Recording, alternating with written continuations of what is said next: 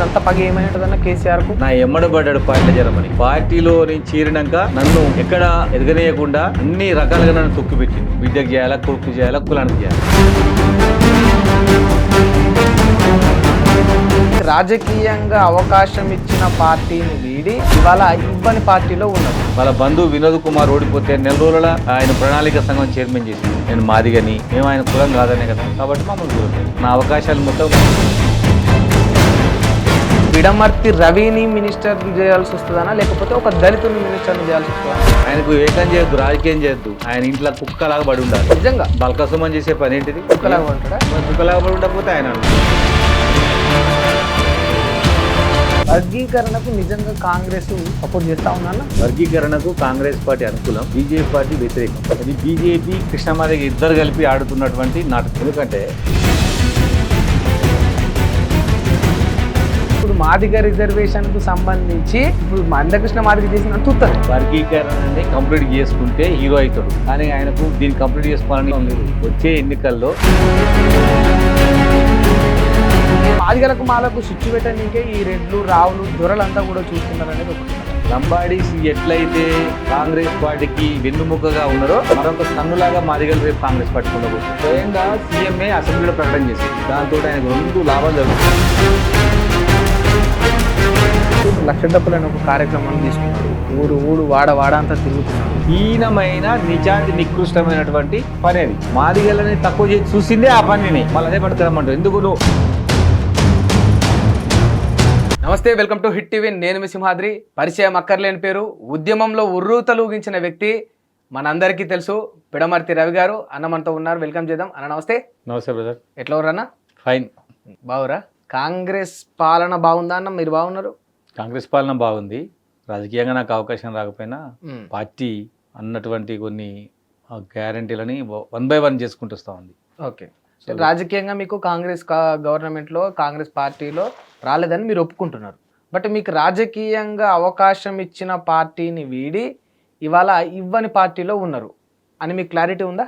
కేసీఆర్ నాకు అవకాశం ఇచ్చిందంటే నా రాజకీయ భవిష్యత్తుని ఆకాంక్షించి ఇవ్వలేదు. ఏం ఆకాంక్షించి ఇచ్చిండొచ్చున్నా? అతనికి అక్కడ ఒక క్యాండిడేట్ కావాలి, అతను ఖమ్మం జిల్లా వ్యక్తి అయి ఉండాలి. పిడమర్తి రవి ఎమ్మెల్యేగా గెలవద్దు. ఎమ్మెల్యే గెలిస్తే నాకు చాలా పనులు చేయాల్సి ఉంటుంది, అందుకోసమే ఓడిపోయే సీట్ నాకు ఇచ్చిండు. ఓకే. అంటే మీరు ఎప్పుడు ఏ సందర్భం వచ్చినా కూడా కేసీఆర్కి సంబంధించి ఇదే మాట చెప్తారు, నేను ఓడిపోవాలనే నాకు ఆ టికెట్ ఇచ్చిండు, ఓడిపోవాలనే ఆ టికెట్ ఇచ్చిండు అని అంటారు. నిజంగా న్యాయబద్ధంగా మాట్లాడుకుందామన్న. ఇంటర్వ్యూ మొత్తం సాఫ్ సీదా ఉంటది, ఓపెన్ గా ఉంటది. రవణ కూడా అట్లనే ఇస్తాడని మాకు తెలుసు, అందుకే ప్రశ్నలు కూడా అట్లే అడుగుతా. మీది సత్తుపల్లి కాదు, ఖమ్మం. మీది ఖమ్మం. మీరు ఖమ్మం వాసి కనుక అక్కడ ఆ జిల్లా అంతా మీకు ఒక పట్టు ఉంటుంది, మీకు ఒక పేరు, మీకు ఒక కొంత పేరున్నది. ఉద్యమంలో మీరు పడ్డ కష్టం, మీరు చేసిన పోరాటం తెలంగాణ రాష్ట్రం అంతా తెలుసు. రాష్ట్రం అంతా గుర్తించినప్పుడు మిమ్మల్ని ఖమ్మం గుర్తించలేదు అంటే అది మీకు మిమ్మల్ని తక్కువ చేసుకున్నట్టే. లేదు, అది ఆంధ్ర సరిహద్దు ప్రాంతం. ఆంధ్ర సరిహద్దు ప్రాంతం. సో అక్కడ తెలంగాణ వాదం లేదు. తెలంగాణ వాదం లేదు. నేను తెలంగాణ కోసం పనిచేసిన అంటాను కదా, మీరు ఒప్పుకున్నారు కదా. అవునన్నా. కేసీఆర్ మరి మెదక్ డిస్టిక్ అయితే మహబూబ్నగర్లో ఎందుకు పోటీ చేసిండు? కేసీఆర్ మెదక్ డిస్టిక్ అయితే కరీంనగర్లో ఎందుకు పోటీ చేసిండు? అందుకోసం నన్ను కూడా నేను అడిగిన ప్రాంతం వికారాబాద్ నాకు ఇవ్వలేదు. ఇవ్వకుండా నన్ను సత్తుపల్లి తోలిండు. ఖమ్మంలో ఎవరు గెలవలేదా అన్న? ఇప్పటికీ ఖమ్మం జిల్లాలో 3 ఎలక్షన్స్లో 3 సార్లు 3 ఎమ్మెల్యేలే, 3 అభ్యర్థులు ఎమ్మెల్యేలు గెలిచారు 3 ఎలక్షన్స్లో. తుమ్మల నాగేశ్వరరావు గారు గెలవలేదు, ఇంకా చాలా మంది పెద్ద లీడర్లు కూడా ఖమ్మంలో టీఆర్ఎస్ నుంచి గెలవలేదు. అంటే కేవలం అది ఆంధ్ర బార్డర్ అయినందుకు. ఆంధ్ర బార్డర్ ప్లస్ అక్కడ టీఆర్ఎస్ పార్టీని ఓన్ చేసుకునే వ్యక్తులు లేరు, 2 ఓన్ చేసుకునే క్యాస్ట్ కూడా లేదు. దాంతో అక్కడ టీఆర్ఎస్ పార్టీ గెలిచే అవకాశాలు తక్కువగా ఉన్నాయి. అది తెలిసి కూడా కేసీఆర్ నన్ను అక్కడ పంపిండు. అంటే అది తెలిసే పంపిండు. అంటే మీ మీద అంత పగ ఏమైందన్న కేసీఆర్కు? ఎందుకు లేదు, నన్ను రేపు పొద్దున నన్ను మినిస్టర్ చేయాల్సి వస్తుంది నేను గెలిస్తే. ఎందుకంటే తెలంగాణ ఉద్యమానికి సైనికుల్లాగా పనిచేసినటువంటి వాళ్ళు విద్యార్థులు ముందు వరుసలో నిలబడి, కేసీఆర్ కూర్చొని గుర్రాలు ఇచ్చుడు. ఆయన ఎక్కడికి రోడ్డు మీదకి వచ్చేది లేదు, ఓ రాయేసేది లేదు, ఒక కట్టె తీసేది లేదు. ఆయన కూర్చొని గుర్రాలు ఇస్తాడు. సో మాలాంటి ముందున్న విద్యార్థి ఉద్యమానికి నాయకత్వం వహించిన నన్ను ఆయన సీఎం అయితే నన్ను మినిస్టర్ని చేయాలి కదా. ఇవన్నీ ఎక్కడ ఎదురైతే అని చెప్పేసి ముందే నన్ను కట్ చేసిన కేసు. అంటే కేవలం పిడమర్తి రవిని మినిస్టర్ చేయాల్సి వస్తుందనా లేకపోతే ఒక దళితుని మినిస్టర్ని చేయాల్సి వస్తుందనా? అన్ని చూడవచ్చు, నాకు అన్ని కార్డ్స్ ఉన్నాయి. నేను మాదిగని, నేను విద్యార్థిని, ఆ విద్యార్థి నాయకుడిని, తెలంగాణలో పెద్ద కులానికి సంబంధించినటువంటి వ్యక్తిని. నాకు ఖచ్చితంగా ఏ కోణంలో చూసినా నాకు అవకాశం వస్తుంది. మరి మీకు అన్ని కార్డులు ఉన్నాయని చెప్తున్నారు, మరి అన్ని కార్డులు ఉన్న వ్యక్తికి మినిస్ట్రీ ఇస్తే ఇంకెక్కువ పార్టీకే బలం పెరుగుతుంది కదా అన్న? కాదు, అప్పుడు ఆయన నా శక్తిని చాలా ఎక్కువగా ఊహించుకున్నాడు. పార్టీలో నేను చేరక ముందు నా ఎమ్మడబడ్డాడు పార్టీలో చేరమని. పార్టీలో నేను చేరినాక నన్ను ఎక్కడ ఎదగనీయకుండా అన్ని రకాలుగా నన్ను తొక్కిపెట్టిండు. నాకు ఎక్కడ మంచి అవకాశం ఇవ్వలేదు. రెండోసారి టికెట్ ఇచ్చి కూడా ఆపోజిట్ క్యాండిడేట్కి డబ్బులు ఇచ్చి అతను గెలిపించుకునే ప్రయత్నం చేసిండు. ఆపోజిట్ క్యాండిడేట్ ఎన్నికలు అయిపోయినాక పార్టీలోకి వచ్చిండు. ఇంతకంటే అధ్వానం ఇంకేమైనా ఉంటుందా అన్న? అంటే ఉండదు. నేను ఉదాహరణ చెప్తున్నా కదా, వాళ్ళ అమ్మాయి కూడా 2019 ఎన్నికల్లో నిజామాబాద్ పార్లమెంటుకు ఓడిపోయింది. ఓడిపోతే 6 నెలలు ఆమె ఎమ్మెల్సీని చేసిండు. వాళ్ళ బంధువు వినోద్ కుమార్ ఓడిపోతే 4 రోజుల ఆయన ప్రణాళిక సంఘం చైర్మన్ చేసిండు. అంటే మేము ఆయన కొడుకులం కాదనే కదా, మేము ఆయన కులం కాదనే కదా, కాబట్టి మమ్మల్ని దూరం పెట్టిండు. అంటే నిజంగా అంత అవసరం ఏముంటుందన్న? అంటే మరి పిడమర్తి రవి పైన ఇంత కన్నేయాల్సిన అవసరం కేసీఆర్ లాంటి వ్యక్తికి ఏముంటది? ఈ తెలంగాణలో విద్యార్థి ఉద్యమానికి నాయకత్వం వహించిన పెద్ద కులానికి లీడర్. నా అవకాశాలు మొత్తం మృగ్యం చేసిండు ఆయన. ఆయన బంధుప్రీతి ఎక్కువ ఉన్నది. ఆయనకు బిడ్డకు చేయాలా, కొడుకు చేయాలా, కులానికి చేయాలి. మరి వేరే వాళ్ళకు కూడా చేసిందిగా అన్న? అంటే ఇప్పుడు వాళ్ళ బిడ్డలకు, కొడుకులకు, ఆ కులం వాళ్ళకే కాకుండా మిగతా మాదిగ ఎమ్మెల్యేలు ఉన్నారు, మాల ఎమ్మెల్యేలు ఉన్నారు, మిగతా గౌడ సామాజిక వర్గం నుంచి వచ్చిన వాళ్ళు ఉన్నారు. వాళ్ళు మాదిగ ఎమ్మెల్యేలు ఉంటే వాళ్ళు ఆ కులంలో పుట్టిన వాళ్ళే. నేను ఆ కులంలో పుట్టిన వారియర్. నేను కొట్లాడతా, తెలంగాణ సమాజాన్ని ఏకం చేస్తా. అందుకోసం నాకు రానివాడు. ఏకం చేసే వాళ్ళ వల్ల నష్టం ఏమైంటది కేసీఆర్ కు? ఆయనకు ఏకం చేయొద్దు, రాజకీయం చేయొద్దు. ఆయన ఇంట్లో కుక్కలాగా పడి ఉండాలి.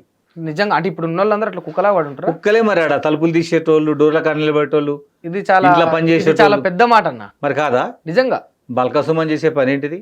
బల్కసుమన్ కుక్కలాగా పడి ఉంటాడా? కుక్కలాగా పడి ఉండకపోతే ఆయన నాయకుడా? ఆయనకు సంఘం ఉందా? బల్కసుమన్ ఆయనకు పార్టీ ఉందా? ఆయనకు ఓట్లు ఉన్నదా? ఆయనకు కులం ఉందా? ఏమున్నది ఆయనకు? కేసీఆర్ జపం చేస్తాడు. నేను సొంతంగా ఎదినోడిని, ఓయి కేంద్రంగా విద్యార్థులను సమీకరించినోడిని, నేను నాయకుడిని, నేను 10 మందిని జమ చేస్తాను. నేను కేసీఆర్ పేరు చెప్పకుండా ఆయన చెప్తా వాళ్ళ దాంట్లో ఉన్న గోలబాలరాజు చేస్తారో అని చెప్పు, ఎర్రవల సింగ్ చేస్తారో అని చెప్పు, బాలకసుమన్ చేస్తారో అని చెప్పు, చేయలేరు. కేసీఆర్ పేరు పెట్టకుండా బయటికి రమ్మని మీటింగ్ పెట్టమని నేను చేస్తా. 1000 కార్యక్రమాలు చేసి ఉంటా. అటువంటి నేను నా పేరు చెప్పి, నేను కేసీఆర్ పేరు చెప్పి లీడర్ని కాలే, నా పిడమడితే రవని చెప్పుకుంటా నేను. అంటే మరి ఇంత ఓపెన్ గా, ఇంత గట్టిగా, ఇట్లా ప్రతి ఒక్కరికి వ్యతిరేకంగా ఇట్లా మాట్లాడడానికి మీరు ఓడిపోయారు అనుకోవచ్చా? నేను కేసీఆర్కి వ్యతిరేకంగా ఏం మాట్లాడలే కదా. కేసీఆర్కి నేను ఏం వ్యతిరేకంగా మాట్లాడలేదు. బయటికి మాట్లాడకపోయిండు. అవును, ఆయన పార్టీ వ్యక్తిగతంగా. అవునబ్బా, నాకు వ్యక్తిగతంగా అభిప్రాయం ఉంటుంది. నేను పేపర్లో చెప్పినా, టీవీలో చెప్పినా. తెలంగాణ ఉద్యమంలో నేను కేసీఆర్ తిట్టలే కదా. తిట్టలేదు. కేసీఆర్ అటువైపు పార్టీకి నాయకత్వం ఇస్తే నేను విద్యార్థులకు నాయకత్వం వహించిన. నేను ఉమ్మడి శత్రువు అయినటువంటి ఆంధ్ర మీద మాట్లాడినా కానీ కేసీఆర్ మీద మాట్లాడలే కదా. కేసీఆర్ ఎందుకు ఉద్యమ నాయకుడు కాదంటే ఆయనకు పార్టీ నుంచి ఆలోచన ఉంటుంది. ఆయనది పార్టీ పరంగా నాయకుడు. ఆయన పార్టీ పరంగా ఆయన ఆలోచన ఉంటుంది. పార్టీని బతికించుకోవాలని, పార్టీని అధికారంలో తీసుకురావాలని, దానికి తెలంగాణ ఉద్యమాన్ని అడ్డం పెట్టిండు. మాకేముంటది చెప్పండి?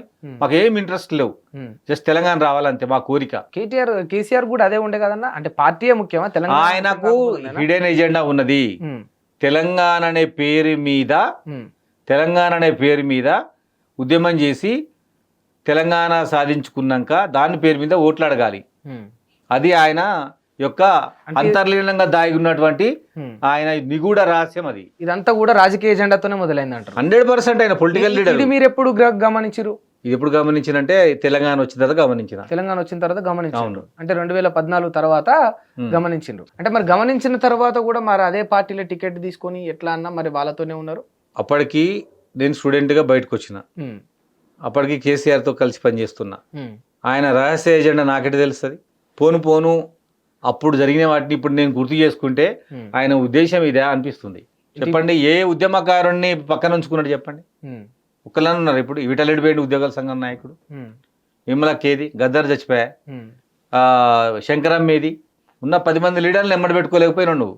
పొలిటికల్ లీడర్లందరినీ తీసుకొచ్చి రాజకీయ అవకాశాలు ఇస్తే ఇవాళ ఓడిపోగానే మొత్తం వెళ్ళిపోయారు. నేను కేసీఆర్ని వదిలిపెట్టింది ఆయన ముఖ్యమంత్రి ఉండంగానే, ఆయనకి ఇంకా పదవి కాలం 1 year పైన ఉండంగానే నేను కేసీఆర్ని వదిలేసినా, కానీ ముఖ్యమంత్రి ఉండంగా ఆయన అసెంబ్లీలో ఓడిపోయాక, ఆయన పార్లమెంట్లో ఓడిపోయాక నేను రాలే, ముందే వదిలిపెట్టొచ్చిన కేసీఆర్ని. అంటే కేవలం మీ పైన ఈ రకంగా అంతే కదా, ఆయన మనసులను కలవనీయకపోవడం, కలిస్తే మన అభిప్రాయం చెప్పనీయకపోవడం, అసలు నీదేందని అడగకపోవడం వల్ల ఎవడు ఉంటాయండి, ఎవరికి అవసరం? మరి ఇప్పుడు రేవంత్ రెడ్డి దగ్గర మీకు అది లభిస్తుందా అన్న? రేవంత్ రెడ్డి అనేది వ్యక్తి ఏంటంటే ఇది కాంగ్రెస్ పార్టీ, 100 మంది నాయకులు ఉంటారు. నేను పొంగులేటి శ్రీనివాసరెడ్డి గారితో కలిపి నేను కాంగ్రెస్ పార్టీలో చేరినా. రేపు పొద్దున నాకు ఏదైనా రావాలన్నా రాకపోయినా శ్రీనివాసరెడ్డి గారికే బాధ్యత. నేను నా బాధ్యతని శ్రీనివాసరెడ్డి గారి బాధ్యతను తీసి రేవంత్ రెడ్డి గారి మీద పెడతలేను కదా. అంటే కేవలం మీరు పొంగులేటి గారి దగ్గరికి పరిమితం చేస్తున్నారు. No problem. నేను మా డిస్టిక్ కాబట్టి, నన్ను ఆదరించింది కాబట్టి, నన్ను రమ్మన్నాడు కాబట్టి, మేము కలిసి పనిచేసినాం కాబట్టి ఆయనతో కలిసి కాంగ్రెస్ పార్టీలో చేరిన. ఇప్పుడు చాలా మందిని మీరు ఒక మాట అన్నారు అన్న, చాలా మందిని కేసీఆర్ దగ్గర ఉన్న ప్రతి ఒక్కరిని అన్నట్టే ఇప్పుడు వాళ్ళందరూ కూడా ఆయన దగ్గర బూట్లు నాకే కుక్కలనే అన్నారు. గుమ్మం దగ్గర కాపలా ఉండే కుక్కలు అన్నారు. మరి ఇప్పుడు మీరు ఒక దళిత వర్గానికి చెందిన వ్యక్తి అయ్యండి, ఎన్నో పోరాటాలు చేసిన వ్యక్తి అయ్యండి, ఒక రెడ్డి దగ్గర కొమ్ము కాస్తురు అనుకోవద్దా అన్న? కాంగ్రెస్ పార్టీ అది, కాంగ్రెస్ పార్టీలో కాంగ్రెస్ పార్టీ మీరు పొంగులేటి శ్రీనివాసరెడ్డి టీఆర్ఎస్ పార్టీలో ఉన్నప్పుడు కలిసే ఉన్నాం. పొంగులేటి శ్రీనివాసరెడ్డి గారు కాంగ్రెస్ పార్టీలో ఉన్నారు. అదే శ్రీనివాసరెడ్డి ఏడున్నా కూడా మీరు రేవంత్ రెడ్డి గారు కాంగ్రెస్ పార్టీలో ఉన్నారు. అర్థమైందా? కడియం శ్రీహరి గారు కాంగ్రెస్ పార్టీలో ఉన్నారు. మహేష్ కుమార్ గౌడ్ కాంగ్రెస్ పార్టీలో ఉన్నాడు. షబ్బీర్ అలీ కాంగ్రెస్ పార్టీలో ఉన్నారు. ఇందులో కులాలు ప్రాంతాలు అందరు ఉన్నారు. నేను కూడా కాంగ్రెస్ పార్టీలో ఉన్నా. కాంగ్రెస్ పార్టీ సెక్యులర్ పార్టీ, ఎవరైనా ఉండొచ్చు అలా. అందుకోసం కాంగ్రెస్ పార్టీ చేయను. అంటే పార్టీని చూసిపోయారా లేకపోతే కేవలం పొంగులేటి పోతుండనే మీరు పోయినరా? నేను కేసీఆర్ అన్యాయం చేసిండు. ఈ లోపల ఖమ్మం జిల్లాలో చాలా మంది కేసీఆర్తో అన్యాయానికి గురైన లీడర్లందరూ కలిసిండ్రు. అందరం కలిసి ముఖ్యమంత్రిగా పొంగులేటి శ్రీనివాసరెడ్డి గారితో కలిసి కాంగ్రెస్ పార్టీలో పోయినాం. ఇప్పుడు ఏమైనా హామీ ఇచ్చిండ్రా మీకు, అంటే భవిష్యత్తులో రాజకీయంగా? అప్పుడు ఎన్నికలప్పుడు కంటోన్మెంట్ టికెట్ ఇస్తున్నారు, ఇవ్వలేదు.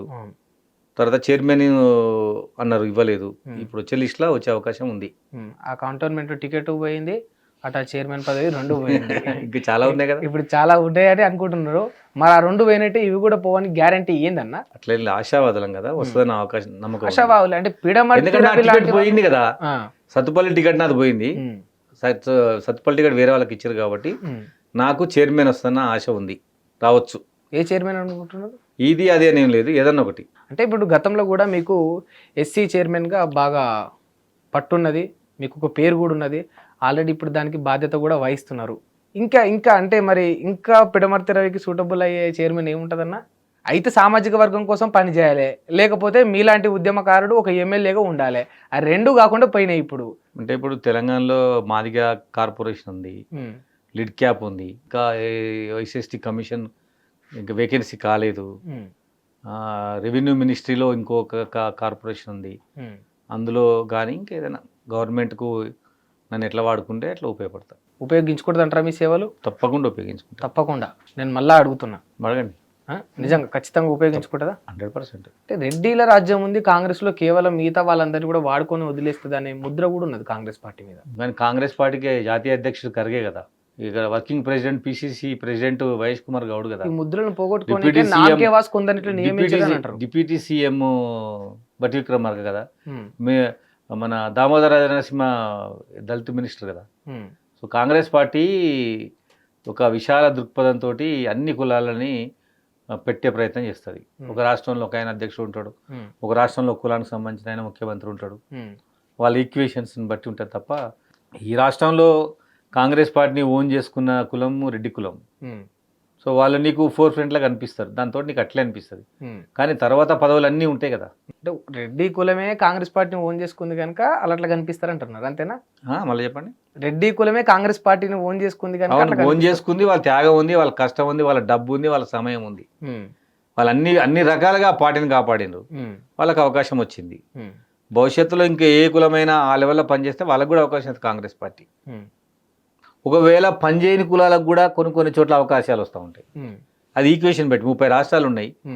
అన్ని రాష్ట్రాలలో రెడ్డిస్ లేరు, అన్ని రాష్ట్రాల్లో ఓసీలు లేరు కదా. కొన్ని రాష్ట్రాల గిరిజనులు, కొన్ని రాష్ట్రాల దళితులు, కొన్ని రాష్ట్రాల్లో ముస్లిమ్స్, అట్లా అవకాశాలు వస్తాయి. కానీ మీరు అన్నట్టే చూస్తే బాగా కష్టపడ్డ వాళ్ళకు, డబ్బులు పెట్టిన వాళ్ళకు, లేకపోతే పార్టీ కోసం పనిచేసి కాంగ్రెస్ పార్టీని కాపాడుకున్న వాళ్ళందరినీ పక్కన పెట్టి ఇవాళ మొన్న వచ్చిన రేవంత్ రెడ్డిని ముఖ్యమంత్రిని చేసింది కాంగ్రెస్ పార్టీ. ఇది న్యాయబద్ధమేనంటారా? రేవంత్ రెడ్డి గారు 2019 ఎలక్షన్స్ ముందే వచ్చినట్టు 18 17లో వచ్చిన వాళ్ళు వచ్చిండ్రు, 3 ఏళ్ళు అయింది ఎంపీ అయిండ్రు. ఎంపీ అయిండు. ఆయనకు తర్వాత సరే మీరు అన్నట్టుగా పార్టీ కొత్తగా వచ్చిన ఒకసారి ఎంపీ అయిండు, అవర్ ముందు ఒకసారి 2 సార్లు ఎమ్మెల్యే అయిండు, ఒకసారి ఎమ్మెల్సీ అయిండు, అంతకు మించి పిసిసి ప్రెసిడెంట్ అయిండు. సరే మీ చెప్పినన్ని తప్పైనా ఒప్పైనా ఎన్నికల్లో కాంగ్రెస్ పార్టీని అధికారంలో తీసుకురావడంలో పిసిసి ప్రెసిడెంట్ పాత్ర చాలా ముఖ్యమైన పాత్ర. ఆయన నాయకత్వంలో ఉన్నప్పుడు, ఆయన పిసిసి ప్రెసిడెంట్గా ఉన్నప్పుడు అధికారంలోకి పోయినరు, ఎన్నికల్లో గెలిచారు. వారికి ముందు 2 టైమ్స్ పొన్నా లక్ష్మయ్య గారు పిసిసి ప్రెసిడెంట్ ఉండే, ఆ తర్వాత ఉత్తమ్ కుమార్ రెడ్డి గారు పిసిసి ప్రెసిడెంట్ ఉండే. వాళ్ళ నాయకత్వంలో కాంగ్రెస్ పార్టీ అధికారంలోకి రాలేదు. మరి పిసిసి ప్రెసిడెంట్గా రేవంత్ రెడ్డి గారు ఉన్నప్పుడు అధికారంలోకి వచ్చింది కదా, అంటే కేబుల్ అన్నట్టు అర్థం కదా, జూనియర్ కావచ్చు. నేనేమంటున్నా అంటే అటు రేవంత్ రెడ్డి మీరు చూడండి, ఇప్పుడు రోహిత్ కెప్టెన్ రోహిత్ శర్మ ఉండు కదా, చాలా సీనియర్. ఆయన బాగా ఆడబోయేసరికి పక్కన పెట్టి బుమ్రాన్ కెప్టెన్ చేసిండ్రు, అంతే తప్ప ఆయన ఆడలేదు. ఇంకా ఆ టైంకి బాగా ఆడతలేడు. ఉత్తమ్ కుమార్ రెడ్డి గారిని చూసిండ్రు వాళ్ళు, పున్నా లక్ష్మణ్ చూసిండ్రు, కానీ 2 సార్లు వాళ్ళ నాయకత్వంలో అధికారంలోకి రాలే. అంతకుముందు మీరు గమనించండి, మోడీకి ముందు అద్వానీ నాయకత్వంలో 2-3 ఎలక్షన్స్ మీరు బీజేపీ, వాళ్ళు ఎక్కడా అధికారంలోకి రాలేదు. తర్వాత మోడీ నాయకత్వంలో బీజేపీ అధికారంలోకి వచ్చింది. మార్పు చేస్తూ ఉంటారు, ఒక నాయకత్వాన్ని మార్పు వల్ల ప్రజలు ఏమన్నా ఆశీర్వదిస్తారేమో, అవకాశం యొక్క ఆలోచన విధానం కూడా మారుతుందని అట్లా. సరే అన్న, అంటే కొన్నిసార్లు సీనియారిటీ కాకుండా ఆ సమయం సందర్భాన్ని చూసి ఇస్తారు అని అనుకుందాం, కానీ నిజంగా అట్లా ఇచ్చుడే ఇవాళ కాంగ్రెస్ పార్టీకి ముప్పైంది అన్నట్టు మీకు అనిపిస్తలేదా? అర్థం కాలేదు. ఇప్పుడు రేవంత్ రెడ్డి గారి విషయానికి వస్తే సీనియారిటీ సక్సెస్ అయ్యిండ్రు కదా, సక్సెస్ అయినరా, ఫెయిల్ అయినరా నేను అంటున్నా. ఎట్లా గవర్నమెంట్ 64 సీట్లతో ఆయన నాయకత్వంలో గెలిస్తే సరిపోదు కదా అన్న, గెలిచిన దాన్ని కాపాడుకోవాలి కదా. ఖచ్చితంగా టైం ఉంది, కాపాడుకుంటారు. కానీ అతి తక్కువ కాలంలో, అంటే భారతదేశం మొత్తంలో అతి తక్కువ కాలంలో ఇంత వ్యతిరేకత పొందిన ముఖ్యమంత్రి ఎవరైనా ఉన్నారంటే అది ఫస్ట్ రేవంత్ రెడ్డి పేరే వినిపిస్తుంది. అనిపిస్తలే కదా, ఆయన ఇప్పటికీ పూర్తి స్థాయిగా పరిపాలన మీద ఒక 1 ఇయర్ వరకు ఆయనకు అనుభవం వచ్చింది, పరిపాలన మొత్తం గాడిలో పెట్టిండు. ఇంకా ఆయనకు అవకాశం ఉంది, ఇది మంత్రివర్గ విస్తరణ చేయాలి, నామినేట్ పదవులు ఇవ్వాలి, పిసిసిని ఇవ్వాలి, ఇవన్నీ తర్వాత నీకు మంచిగా అనిపిస్తుంది. రెండోదంటే కాంగ్రెస్ పార్టీ చేసిన మొత్తం కూడా పబ్లిసిటీ చేయలేకపోతున్నారు వాళ్ళు, అది కొద్దిగా లోపం. పబ్లిసిటీ చేయలేకపోతారా, లేకపోతే పూర్తిగా ఇంప్లిమెంట్ చేయలేకపోతారా? పబ్లిసిటీ చేసిందని చెప్పుకోలేకపోతున్నారు నిజంగానా. ప్రజల్లో ఎందుకని ఇంత వ్యతిరేకత వచ్చింది అంటే వాళ్ళు ఎంత ఊహించారంటే కేసీఆర్ కన్నా కాంగ్రెస్ పార్టీ బెటర్ అని ప్రజలు అధికారం ఇచ్చిండ్రు కాదని మీరు ఒప్పుకుంటున్నారు. కేసీఆర్ కన్నా బెటర్ కాంగ్రెస్ అని జనాలు అవకాశం ఇచ్చింది, కానీ ఇప్పుడు కేసీఆర్ కంటే బెటర్ కాదని మీరు ఒప్పుకుంటున్నారు. కాదు, వాళ్ళు అంత ఊహించిండ్రు కదా, ఆ ఫలితాలను వెంటనే పొందాలనుకుంటారు ప్రతి వ్యక్తి. అయితే అది సంక్షేమ పథకాల రూపంలో ప్రజలకు అందుతాయి. అది ఒకటి అద్భుతంగా అందింది మహిళలకు, అది తర్వాత రైతు భరోసా, తర్వాత ఇప్పుడు ఇందిరమ్మ ఇల్లులు, తర్వాత రైతు భరోసా, ఆ పెన్షన్లు అవన్నీ ఇచ్చినాక 26 నుంచి నీకు ఒకటొకటి అమలు జరిగినాక మళ్ళీ మనం ఈ టీవీ ఇంటర్వ్యూలో కూర్చున్నా అప్పుడు మీరే చెప్తారు రేవంత్ రెడ్డి గారి పరిపాలన గొప్పగా ఉందని. ఇప్పుడు 26 తర్వాత అయితే అన్న 100% ఇందిరమ్మ ఇల్లులో సెలక్షన్ అయిపోతుంది కదా, వరుసగా అన్ని కార్యక్రమాలు చేస్తారు. టైం ఉంది, 4 సంవత్సరాల కాలం ఉంది, కనీసం ఒక 2-3 సార్లు అయినా ఇందిరమ్మ ఇల్లులు ఇస్తారు. వాళ్ళు ఇచ్చినవి మొత్తం గ్యారెంటీలు 6 గ్యారెంటీలు మాత్రం ఖచ్చితంగా అమలు జరుపుతారు. సరే, అంటే 1 ఇయర్ అనేది కూడా నిజానికి తక్కువ టైమే, అనుకున్న టైంలో అన్ని కూడా కావు, బట్ ఇంకా ముందు టైం కూడా ఉన్నది. మరి చేయకపోతే మళ్ళీ ఒకసారి రవాణాను కూర్చోబెట్టి ఈయన ఇంటర్వ్యూ చేస్తారు తప్పకుండా, ఖచ్చితంగా. సరే అన్న, అంటే విషయాలన్నీ కూడా బాగానే ఉన్నాయి. ఖచ్చితంగా మిమ్మల్ని ఒక విషయం అడగాలి, వర్గీకరణకు నిజంగా కాంగ్రెస్ సపోర్ట్ చేస్తా ఉందా అన్న? వర్గీకరణకు 100% కాంగ్రెస్ సపోర్టు, బీజేపీ వ్యతిరేకం. బీజేపీ వ్యతిరేకం. ఎస్, మళ్ళీ ఒకసారి చెప్పుంటారా? వర్గీకరణకు కాంగ్రెస్ పార్టీ అనుకూలం, బీజేపీ పార్టీ వ్యతిరేకం. బీజేపీ పార్టీ వ్యతిరేకం. ఇవాళ వర్గీకరణ ముందుకు వచ్చిందంటే బీజేపీ పార్టీ యొక్క చొరవతోనే అని చెప్పేసి సాక్షాత్తు మందకృష్ణ మాదిగ గారే చెప్పిండ్రు. అది బీజేపీ కృష్ణ మాదిగ ఇద్దరు కలిపి ఆడుతున్నటువంటి నాటకం. బీజేపీ కృష్ణ మాదిగ ఆడుతున్న నాటకం.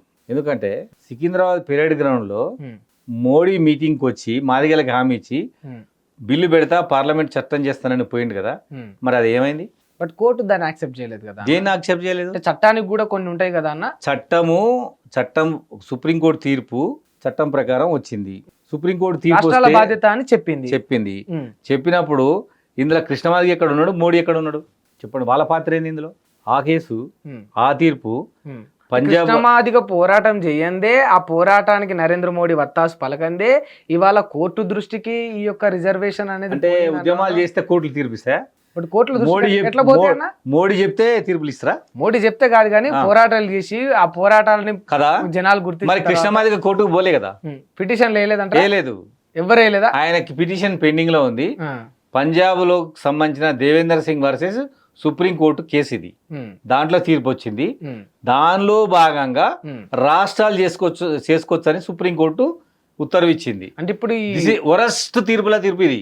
అంటే ఇప్పుడు మాదిగ రిజర్వేషన్ కు సంబంధించి ఇప్పుడు మందకృష్ణ మాదిగ చేసింది అంత ఉత్తది కాదు, 30 ఏళ్ల పాటు కాలయాపన చేసిండు. కేసీఆర్ 10 ఏళ్ళ కంప్లీట్ చేసుకుంటు తెలంగాణ. కృష్ణమాదిగ 30 ఏళ్ల పాటు తిరుగుతుండు అంతే. కృష్ణమాదిగ బతుకున్నంత కాలం ఏపిసిరి కాదు కాదా, చేయనియాడు. కృష్ణమాదిగనే చేయనియాడా? కృష్ణమాదిగే అడ్డు. నేను ఏడిలే అన్న, నేనే చెప్తున్నా, ఎందుకు చదువుకున్నా చెప్తున్నా. అంటే మళ్ళీ ఎంత ఎడ్యుకేటెడ్ అయ్యింది, మళ్ళీ ఇదే వర్గానికి అదే కులానికి సంబంధించిన వ్యక్తిని నేను. ఆయనతో చిన్నప్పుడు తిరిగిన వ్యక్తిని, అదే ఉద్యమం చేస్తున్న వ్యక్తిని. కృష్ణమాదిగ బీజేపీ ఆడుతున్న నాటకం ఇది. ఎందుకంటే ఏ రకంగా నాటకం ఆడాల్సిన అవసరం ఇప్పుడు కృష్ణమాదిగకు వర్గీకరణ రేవంత్ రెడ్డి చేయడం ఇష్టం లేదు. కృష్ణమాదిగకే మొన్న జర్నలిస్టులు అందరినీ, మీడియా మిత్రులను పిలిపించి అర్ధరాత్రి మీటింగ్ పెట్టి ఆయన ఆవేదన బాధని చెప్పుకున్నాడు. అలా నేను కూడా కొన్ని అన్న, నేను కూడా ఉన్నా. మరి మీరు చెప్పిన మాటలు బాధకు నువ్వు నమ్ముతావు, నేను నమ్మను. ఎందుకు నమ్మరన్నా? ఎందుకు నమ్మనంటే యావత్ సమాజం నమ్ముతుంది. మోసం చేస్తాడు కదా, నమ్మిస్తుండు కదా. వర్గీకరణని కంప్లీట్ చేసుకుంటే హీరో అవుతాడు. కానీ ఆయనకు దీన్ని కంప్లీట్ చేసుకోవాలని, ఇప్పుడు కంప్లీట్ చేసుకోవాలని లేదు. వచ్చే ఎన్నికల్లో అది కిషన్ రెడ్డికి ముఖ్యమంత్రి అభ్యర్థిగా ఉంటే అప్పుడు మాదిగల ఓట్లు కిషన్ రెడ్డికి ఇప్పించి అప్పుడు ఈయన దాన్ని చేయించాలి. ఇప్పుడు గనక రేవంత్ రెడ్డి చేస్తాడు అని ఉరికిపోతుండే కృష్ణమాదిగ. అంటే ఇప్పుడు రాజకీయ లబ్ధి కోసం చూస్తుండా? రాజకీయ లబ్ధి కాదు, ఆయనకు కాంగ్రెస్ పార్టీ వర్గీకరణ చేయడం ఇష్టం లేదు. కాంగ్రెస్ పార్టీ చేయడం ఇష్టం లేదు. దట్టు రేవంత్ రెడ్డి చేయడం ఇష్టం లేదు. చేస్తే మాదిగల ఆలోచన కాంగ్రెస్ వైపు, రేవంత్ రెడ్డి వైపు వద్ది. కాబట్టి ఇది ఇప్పుడు జరగొద్దు. ఆయన మనసారా కోరుకుంటుంది ఇప్పుడు జరగొద్దని. మీకు చెప్పిండ్రా ఇట్లా? మీకు అంటే నేను చదువుకున్నాను కదా, 1000% చెప్తున్నా. 1000% చెప్తున్నా. బీజేపీ గెలిచిన నాడే వర్గీకరణ చేయాలని ఆయన కోరిక. ఇప్పుడు రేవంత్ రెడ్డి చేయకపోతే బాగుండు అనుకుంటాడు ఆయన. అంటే నిజంగా ఏబిసిడి వర్గీకరణ కోసం ఇంత పోరాడిన వ్యక్తిని ఇంత కించపరుస్తున్నందుకు మీకు? నేను కించపరుస్తలేదు, నేను నిజం చెప్తున్నా. ఇది తెలంగాణ సమాజానికి, మాదిగ సమాజానికి, జర్నలిస్ట్ సమాజానికి, కళాకారుల సమాజానికి తెలవాలని చెప్తున్నా. నేను తెలవాలని చెప్తున్నా. నిజంగా ప్రేమ ఉంటే చేయించుకోమని రేవంత్ రెడ్డి దగ్గర పోయి వర్గీకరణ అడగకుండా ఎవడికి తెలుసా? ఉస్మానియా సిటీ వీసీ అడిగిండు. మరి కాదా? కాబట్టి సీఎం మాదిగలకు మన ఉస్మానియా సిటీ వీసీ ఇచ్చిండు. అంటే ఏబిసిడి వర్గీకరణ వద్దన్నాడా? అడగాలి కదా. అసలు నువ్వు పోయి నిలబడాల పక్కన. నువ్వు రాజకీయ పార్టీ కాదు కదా. కాదు. నీకేం కావాలి? ఏబిసిడి వర్గీకరణ జరగాలి. రేవంత్ రెడ్డి దగ్గర పోయి కూర్చోవాలి. అన్నా 30 years నుంచి మూవ్మెంట్ చేస్తున్నా, దయచేసి ఇది చెయ్యి, ఎప్పుడో ఒక రోజు నీకు అవకాశం ఇస్తున్నా అని చెప్పాలి. ఎందుకు ఆయనకు దండాలు పెట్టి పక్కన కూర్చొని బతిరాడాల్సిన అవసరం మందకృష్ణ మాదికేందన్నా కదా? అంతే కదా. లేదంట. మరి ఎందుకు బీజేపీ ఓట్లు వేయించిండు? మరి ఎందుకు బీజేపీ వైపు ఉన్నాడు? మరి ఎందుకు బీజేపీకే ఓటేయండి అని మొత్తం మాదిగలు చెప్పారు. పార్టీలు లేవు, మీరు బీజేపీ ఓటేమని ఎందుకు చెప్పాడు? మరి నీకు పార్టీలతో ముంచి నీకెందుకు? మరి అది నువ్వు ఎప్పుడు పార్టీ కడవలు మార్చిన వ్యక్తి కాదు కదా. గొంతులు మార్చడం నీకు సహజమే కదా. పోయి మరి రేవంత్ రెడ్డి అమ్మడు కూర్చో, మాదిగల కోసం కూర్చొని చెప్పు. 30 ఏళ్ల నుంచి ఉద్యమం చేస్తున్నా, నా జాతిలో చాలా వెనుకబడి ఉంది, విద్యా ఉద్యోగ రంగాల్లో నా జాతికి అవకాశాలు వస్తాయి, దీన్ని నువ్వు ఈ పని చేసి నీ పక్షాన నిలబడతా. నేను ఒకసారి మాదిగల తరపున నీ అందరికి కూడా అవకాశం, నీకు కూడా ఒకసారి అవకాశం ఇస్తాం. ఇగో మా వాళ్ళు ఉద్యమకాలను గుర్తించు, 250 గజాల స్థలం మా వాళ్ళని గుర్తించు, ఇందిరమ్మ ఇల్లు, డబుల్ బెడ్రూమ్లు అని ఎందుకు అడుగుతలేవు? ఎందుకు ఏబీసీ అడుగుతలేవు? ఎన్ని స్టెప్పులు వేసిండు తెలుసా రేవంత్ రెడ్డి గారు? 4 స్టెప్పులు వేసిండు. అసెంబ్లీ ప్రకటన చేసిండు, మంత్రివర్గ ఉపసంఘం వేసిండు, మాలమాదిగా ఉద్యోగాల వ్యత్యాసాలు లెక్కలు తెప్పించుకున్నాడు, గ్లోబల్ మీటింగ్లో చెప్పిండు, షమీమ్ అఖ్తర్ కమిటీ వేసిండు. మరి ఆంధ్రలో చంద్రబాబు నాయుడు గారు ఒకటే పని చేసిండు కదా. వాడు ఎందుకు ఉద్యమం చేయట్లేవు? కర్ణాటకలో ఎందుకు ఉద్యమం చేయట్లేవు? బీజేపీ పాలిత రాష్ట్రాలలో ఏ రాష్ట్రంలో వర్గీకరణ చేసిండ్రు? రాష్ట్రాలు చేసుకోమని చెప్పింది కదా, అవును. నువ్వు బీజేపీ కోటేయమని చెప్పినావు కదా, ఉమ్. మరి ఏ రాష్ట్రంలో చేయమని ఎందుకు చెప్తావు? బీజేపీతో పాలిత రాష్ట్రాల్లో ఉద్యమం ఎందుకు ఇంకా ఎక్కడ కూడా మొదలు అవ్వలేదు కదా, ఎందుకు మొదలయ్యేది అంటే ఎక్కడ కూడా కంప్లీట్ అవ్వలేదు కదా. ఎందుకు కావాలి? ఉమ్. నువ్వు మొత్తం ఎందుకు తిరుగుతలేవు? ఎందుకు తెలంగాణలో తిరుగుతున్నావు? ఉమ్. ఎందుకు ఢిల్లీకి పోవట్లేవు? ఉమ్. ఎందుకు బీజేపీ మీద యుద్ధం ప్రకటించట్లేవు? ఎందుకు బీజేపీని పార్లమెంట్ చట్టం చేయమని అడుగుతలేవు? పార్లమెంట్ చట్టం చేపిస్తేనే కృష్ణమాది గారు నమ్మేది, లేకపోతే ఈ తీర్పుకును కృష్ణమాది గారికి సంబంధమే లేదు. అంటే కోర్టు ఇచ్చిన తీర్పుకు ఇప్పుడు కృష్ణమాదిగ పోరాటం లేదు కదా, లేదు, ఏం లేదు. అసలు ఎంఆర్పిఎస్ నాయకత్వానికి సంబంధం లేదు. ఆయన ఇంప్లీడ్ అయిదాం అనుకున్నాడు. రేవంత్ రెడ్డి గారు తెలంగాణ ప్రభుత్వం ఇంప్లీడ్ అయింది, చాలా మంది నాయకులు ఇంప్లీడ్ అయినారు. కానీ ఇది పర్ఫెక్ట్ గా దేవేందర్ సింగ్ అనే పంజాబ్ చమార్కు సంబంధించినటువంటి కేసు, ఇందులో ఎవరికి సంబంధం లేదు. అంటే ఇప్పుడు మందకృష్ణ మాదిగ దానికి అసలు సంబంధమే లేదు కదా. ఆయన చెప్పమని ఆయన కేసు కోర్టులో కేసు వేసినామని, కోర్టులో కేసు విత్డ్రా చేసుకున్నాడు ఆయన, చంద్రబాబు నాయుడు చెప్తే. సరే, అంటే మందకృష్ణ మాదిగకి సంబంధం లేదు. మరి రేవంత్ రెడ్డి గారికి నిజంగా మాదిగల మీద కావచ్చు, ఏబిసిడి వర్గీకరణ మీద నిజంగా చేయాలని ఉంటే మందకృష్ణ మాదిగ పక్కన కూర్చొని దండం పెట్టి అన్నా చెయ్యనే అడగాలనా, లేకపోతే ఆయనంతలో కూడా చేయొచ్చు కదా? చేస్తాడు కదా, చేస్తాడా?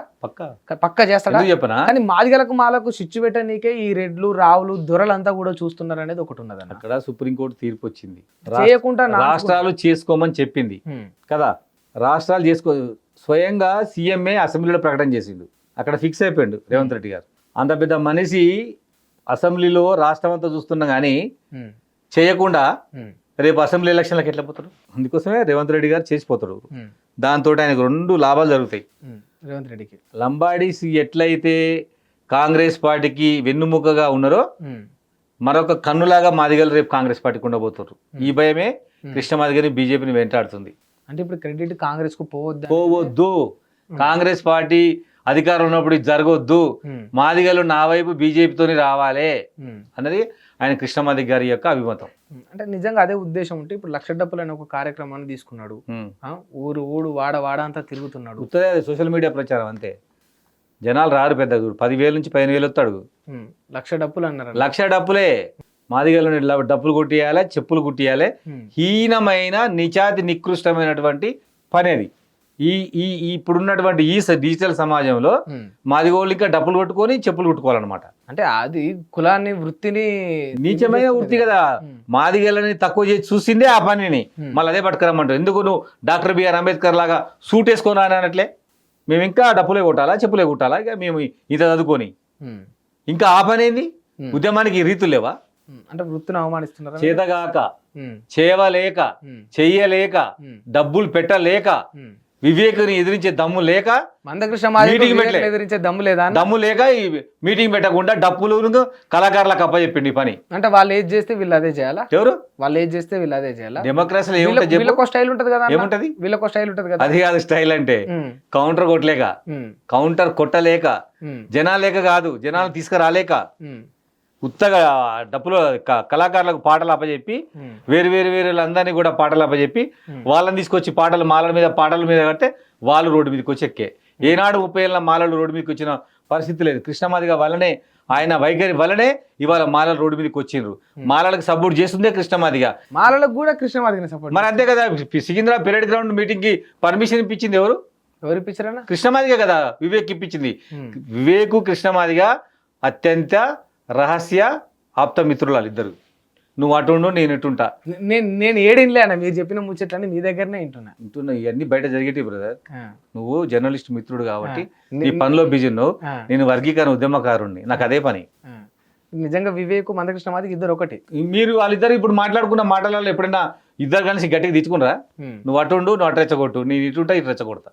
నేను మళ్ళీ మీరు అంటున్నావు కదా కళాకారులకి ఏం పని అంటే నాకు అర్థం కాదు. కానీ మాదిగోలతో ఏం పని? నువ్వు మాలలను కదా ఒప్పియాల్సింది. ఎవరు వర్గీకరణ వద్దంటారు? మాలలు వద్దంటుండ్రు కదా. అవును. మరి వీళ్ళు ఎవరి దగ్గర పోయి మాట్లాడాలా? మాలలతోటి మాట్లాడాలి. మరి వీళ్ళతో ఏం పని?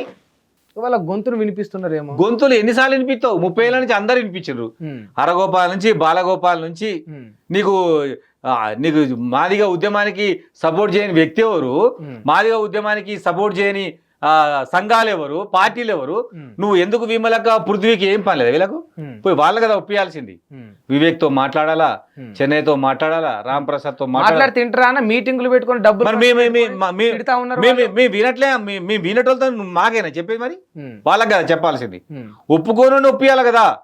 నువ్వు వాళ్ళని ఒప్పియకుండా కానీ ఇప్పుడు మాలలో ఒప్పుకున్నా కూడా ఏబిసిడి వర్గీకరణ జరగదు కానీ అయింది. రాష్ట్ర ప్రభుత్వాలు చొరవ అయింది. తీసుకొని చేయాలి కదా ఎట్లయిద్దన్నా ఈ రెండు కులాలు కలిసి మాట్లాడుకొని మాకు ఒక ఒప్పందాన్ని రాసుకొని ఇది మాకు ఓకే అని చెప్పేసి సీఎం చెప్తే సీఎం చేస్తారు తెల్లారి. అంటే వాళ్ళు ఇప్పుడు చెప్పకపోతే చేయడా చేస్తాడు, కానీ అతనికి కూడా పార్టీ కదా, రెండు వర్గాలు ఉండాలి కదా ఎమ్మటి. కాబట్టి మీరు మన ఇద్దరం అండర్స్టాండింగ్ వచ్చినాక పెద్ద మనిషికి ఏం ప్రాబ్లం ఉంటుంది అది. అంటే ఇప్పుడు వీళ్ళు అండర్స్టాండింగ్ లేకపోవడం వలన కేవలం ఇంకా ఇది న్యాచురల్ గా అయిపోయింది.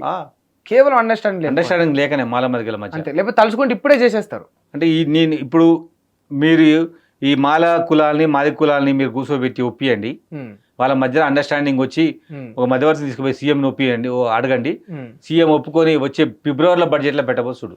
అంటే ఇప్పుడు వీళ్ళు అండర్స్టాండింగ్ వల్ల అయిపోయింది అంటారు. ఇప్పుడు ఆయనకి ఏముంటుంది చెప్పండి, ఈ తెలంగాణలో 20% పైకున్న దళితులు, వాళ్ళని ఇద్దరు నా వైపు ఉండాలని సీఎం కోరిక ఉంటుంది. ఇద్దరు మనసులు నవ్వకుండా ఈ సమస్య పరిష్కారం కావాలని ఉంటుంది. వాళ్ళిద్దరే వచ్చి ఓకే అన్నప్పుడు ఇక పంచాయతీ ఎక్కడిది? సరే, వాళ్ళ మనసులు నొచ్చుకుంటూ ఉండొచ్చు. నిజంగా ఏబిసిడి వర్గీకరణ జరిగితే కొంత కాంగ్రెస్ పార్టీకి వ్యతిరేకత కూడా వస్తుండొచ్చు. మరి వాస్తవానికి మీకు కూడా తెలుసు, మాకు కూడా తెలుసు, యావత్ సమాజానికి అంతా కూడా తెలుసు, ఏబిసిడి వర్గీకరణ అనేది న్యాయబద్ధమైంది కదా. 100% న్యాయబద్ధం. న్యాయబద్ధమైన దానికల్లా ఇంకా మళ్ళీ ప్రభుత్వము, ఓట్లు, చీలికలు, వ్యతిరేకత ఇవన్నీ చూస్తారని న్యాయబద్ధమైన చేసేయాలి. మీకు ఇప్పుడు ఎన్నికలు లేవు, ఏం లేనప్పుడు కృష్ణమాదికి ఎందుకు రేవంత్ రెడ్డి మీద ఉద్యమం చేసిన పోయి పక్కన చేరాలి కదా. పక్కన మాదిగ జాతి మీద ప్రేమ ఉండి ఈ సమస్య పరిష్కారం కావాలంటే కృష్ణమాదిగ పోయి రేవంత్ రెడ్డి దగ్గర ఉండాలి. పోయి ఏమనంటే మోడీ అంటాడు, అమిత్ షా అంటాడు, వాళ్ళు చేసింది ఏం లేదు. వాళ్ళు అఫిడవిట్ వేసిండ్రు వర్గీకరణ మీద మీ అభిప్రాయం ఏంటంటే మాకేం అభ్యంతరం లేదని.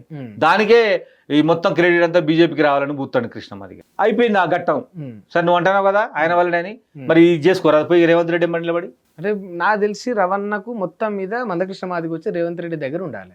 ఉండాలన్నట్టు ఈ పని కోసమైనా ఉండు, ఈ పని కోసమైనా ఉండాలి కదా న్యాచురల్ గా. అదేనా మీ ఉద్దేశం? నువ్వు ఈ పని కోసం ఉండు, పని తర్వాత కూడా ఉండు, రేపు ఎన్నికలు కూడా సపోర్ట్ చేస్తానని చెప్పి అడుగు. నువ్వు పార్టీ కాదు కదా, బీజేపీకి 2 సార్లు ఓట్లు వేసినప్పుడు ఒకసారి కాంగ్రెస్ కి ఓట్లు వేస్తానని చెప్పి పని చేయించుకుంటే తప్పేంది? నేను ఒక మాట అడుగుతా అన్న, అంటే నిజంగా దళిత నాయకులందరూ కూడా ఇలా అందరూ ఏకమై కొట్లాడకుండా ఒకరినొకరు ఇట్లా విమర్శించుకోవడం వల్లనే నిజంగా ఇంకా వెనకబడి ఉంటారు అనుకో. విమర్శించలే కదా, ప్రశ్నిస్తున్నాం మేము. మందకృష్ణ మాదిగా అవినీతి పరుడు అనలేదు నేను, మందకృష్ణ మాదిగా దొంగ అనలేదు నేను, మందకృష్ణ మాదిగా లైన్ కరెక్ట్ లేదంటున్నా నేను. ఇవన్నీ తిట్టన్పురా గాడిద కొడుకు అన్నట్టు. నీకు నేను చదువుకున్నావు, నేను అట్లా విమర్శించిన ఆయన్ని. నేనేమన్నా రేవంత్ రెడ్డి వర్గీకరణ చేయడం కృష్ణమాదిగకి ఇష్టం లేదు, ఇంతకంటే పెద్దది ఏముంటదన్న. వివేకు కృష్ణమాదిగా మిత్రుడు తప్ప చీకటి ఒప్పందం ఉందన్న. చీకటి ఒప్పందం కాదు, రహస్య మిత్రుడు. అంటే ఆ ఫోన్ లో మాట్లాడుకుంటారు, అందరు ఫ్రెండ్స్ కలుసుకోలేరు కదా. బీజేపీ వచ్చినాకనే ఇది చేయాలి, కిషన్ రెడ్డి ముఖ్యమంత్రి అయినాకనే వర్గీకరణ చేయాలని కూడా అన్నారు. అవును, అది నిజమే. గిన్నునే అన్న, చాలా ఉన్నాయి.